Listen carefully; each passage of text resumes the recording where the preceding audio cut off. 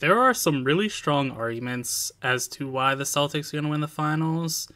And I think the best one, first and foremost, is that, simply put, the Celtics have been the best team in the league so far this year, as they were first in offensive rating, third in defensive rating, and first in net rating. Comparatively, the Mavericks were 10th in offensive rating, 18th in defensive rating, and 14th in net rating. That's quite a bit of a discrepancy. And yes, the Mavericks are a much different team from the end of the trade deadline compared to what they were during the regular season up until that point. But I feel a lot safer in going with Boston because they've shown throughout the entire year, as opposed to just being hot for spurts of the season like Dallas has been. Additionally, Jason Tatum can be as elite of a scorer as Luka Doncic can be, which isn't to say that Luka and Tatum are as good as each other, because I don't think that is the case. I think Luka is definitely the better player, but I think that scoring-wise, they can be quite similar, and then you have the fact that Tatum and Brown are both a much more consistent threat to be good defensive players than Doncic and Irving are. With that said, Irving and Doncic have both been very good defenders in the playoffs, but again, I'm going to feel safer trusting that which has been done all year. And in the case of Brown and Tatum defensively, for several years, compared to Irving and Doncic, which has just been for the playoff run this season. Another thing I like for Boston is that the supporting cast greatly favors the Celtics. Kristaps Porzingis is better than Derek Lively.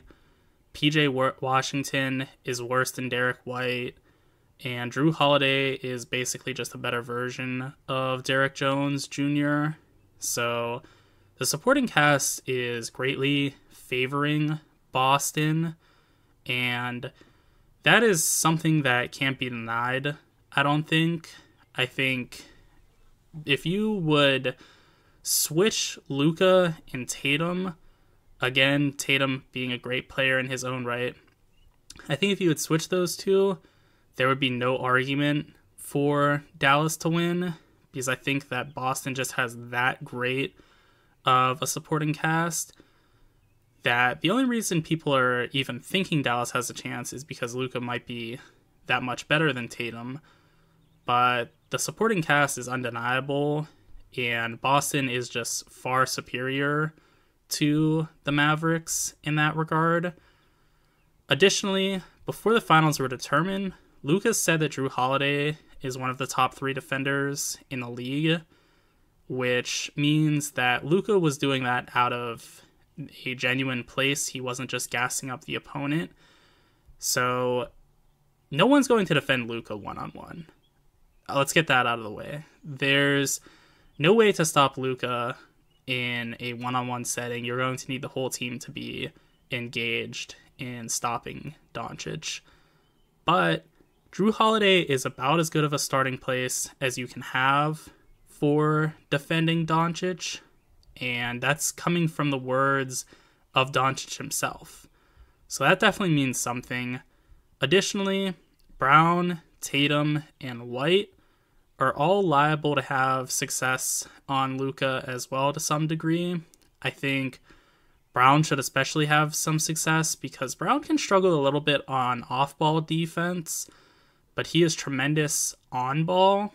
And basically, that's all you need to defend Luka is on-ball capabilities, because Doncic is just not much of a threat off-ball. He kind of becomes lax and just stands there from 3 a lot of the time and just waits for the ball to come back to him.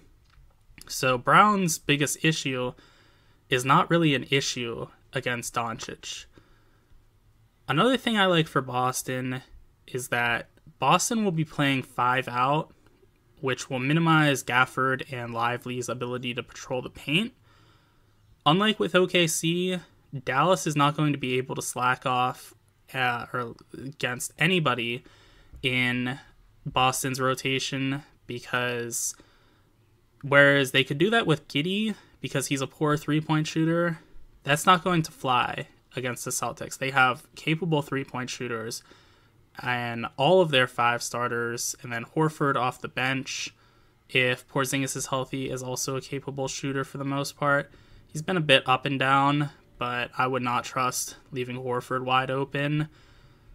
Dallas is 3rd in three-pointers, so they want to get up a ton of those shots, but Boston is 4th in three-point defending percentage, so the Mavs won't be able to get any easy looks of their own, but Boston might if Dallas becomes lax and leaves open some three-point shooters for Boston.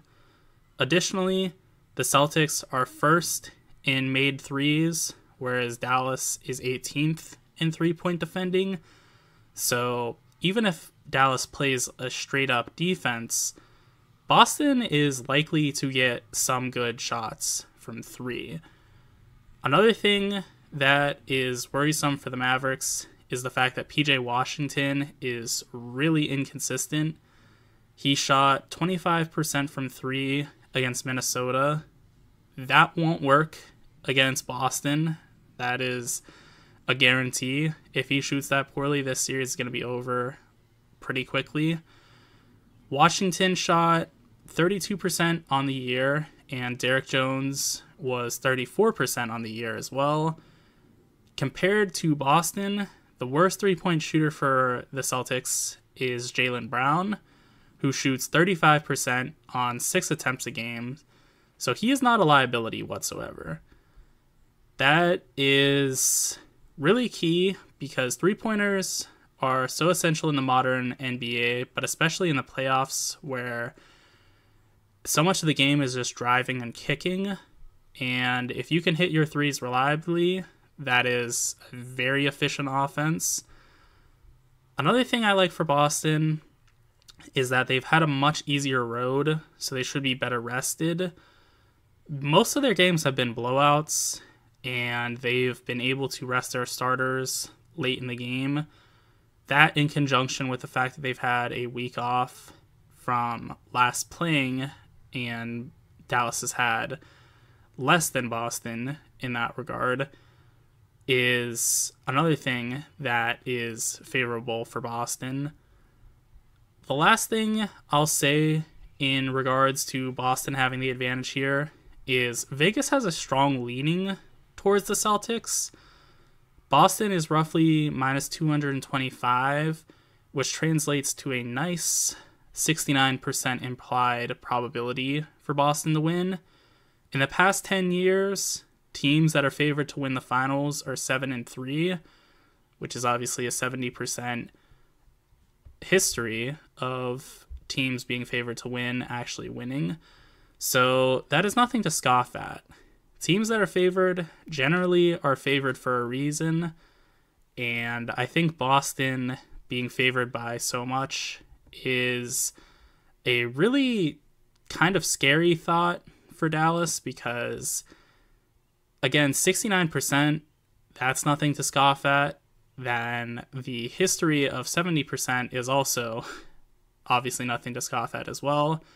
So with all these things working in conjunction with each other, Boston has a really good shot to beat the Mavs in the finals.